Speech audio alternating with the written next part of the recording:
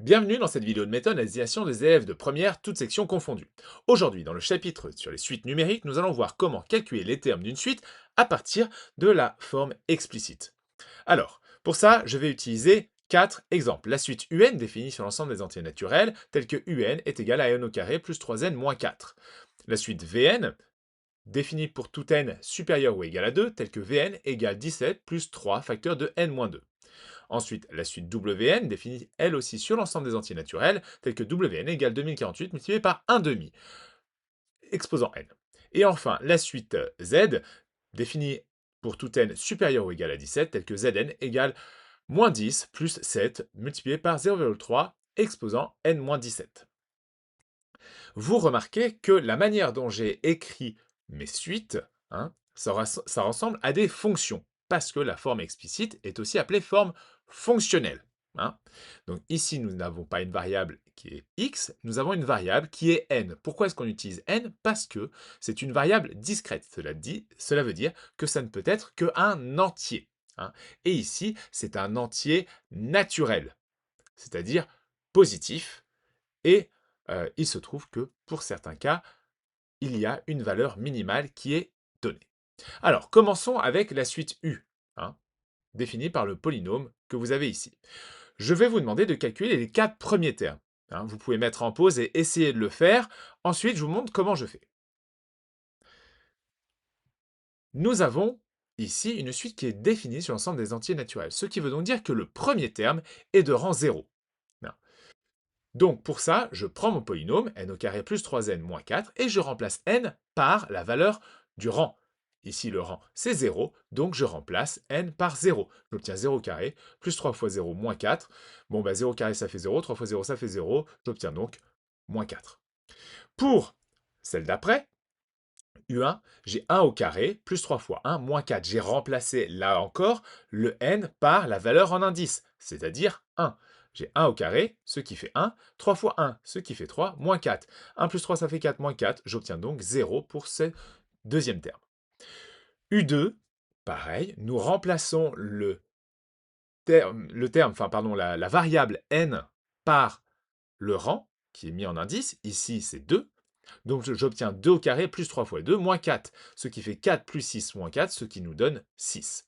Et enfin, pour U3, on remplace, là encore une fois, le n par la valeur du rang qui est mise en indice. Ici, c'est 3. J'obtiens donc 3 au carré plus 3 fois 3 moins 4, ce qui nous fait 9 plus 9 moins 4, ce qui fait 18 moins 4, ce qui fait 14. Voilà. Donc là, on avait les 4 premiers termes de la suite. Et là où il ne faut pas se faire avoir, c'est que je n'ai pas besoin, dans une forme explicite, des termes précédents. On va le voir pour les suites d'après, parce que ma consigne va légèrement changer. Pour la suite Vn, je vais demander de calculer le premier terme dans un premier temps, puis ensuite V5 et enfin V10.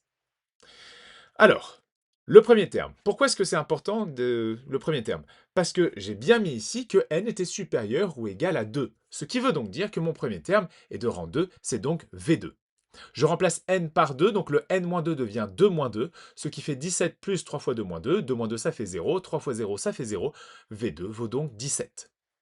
Pour V5, j'ai 17 plus 3 fois 5 moins 2. n-2 devient 5 moins 2. 5 moins 2, cela fait 3. 3 fois 3, ça fait 9. J'obtiens donc 17 plus 9, ce qui fait 26. Puis pour V10, 17 plus 3 fois 10 moins 2. n-2 est devenu 10 moins 2. Cela fait 8. J'obtiens donc 17 plus 3 fois 8. 3 fois 8, ça fait 24. 17 plus 24, cela fait 41. Voilà.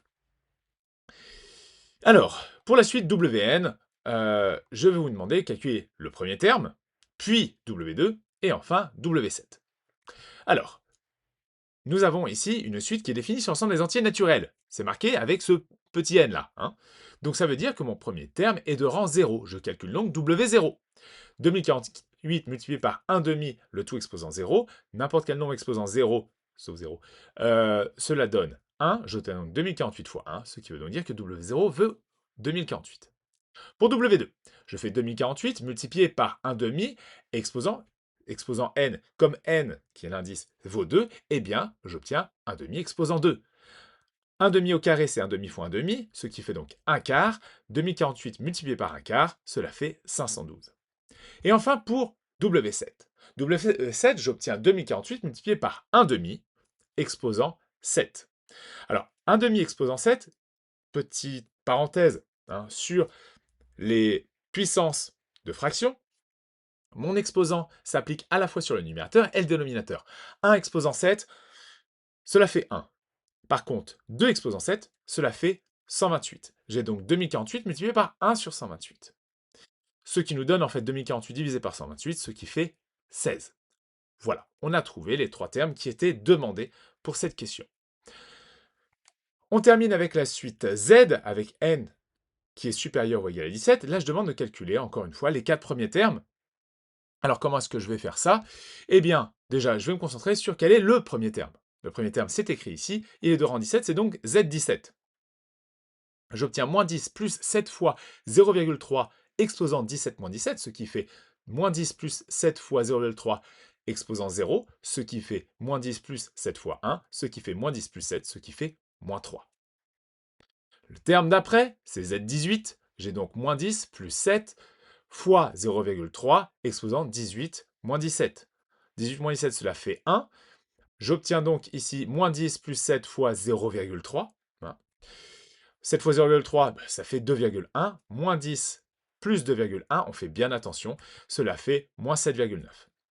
Pour Z19, pareil, dans mon expression de base, le n, je le remplace par 19, ce qui fait qu'en exposant, j'ai 19 moins 17, ce qui nous donne un exposant de 0,3 au carré. On fait bien attention, c'est pas 0,3 fois 3 quand on fait le calcul de tête, cela nous donne 0,09, hein, parce qu'en fait, 0,3 c'est 3 dixièmes au carré, cela fait 9 centièmes. Voilà.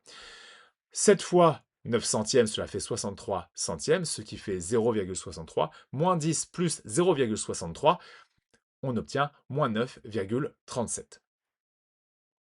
Pour Z20, on a moins 10 plus 7 fois 0,3 exposant 20 moins 17. 20 moins 17, cela fait 3, donc on a 0,3 au cube, ce qui nous donne 0,027, 27 millième, ce qui nous donne moins 10 plus 0,189, et cela donne moins 9,811.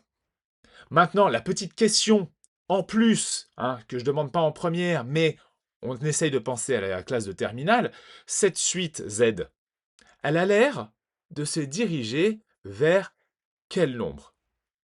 C'est-à-dire que si je prends Z 1000, par exemple, ça va se rapprocher de combien? Puis Z 10 000, puis Z 1 million.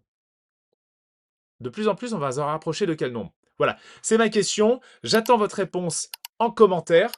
Si vous êtes tenu jusque-là, vous écrivez banane en commentaire. Voilà, il paraît que ça marche, ce genre de truc. En attendant, vous likez, vous enregistrez, vous partagez, vous commentez, puis vous vous abonnez pour la suite. Voilà.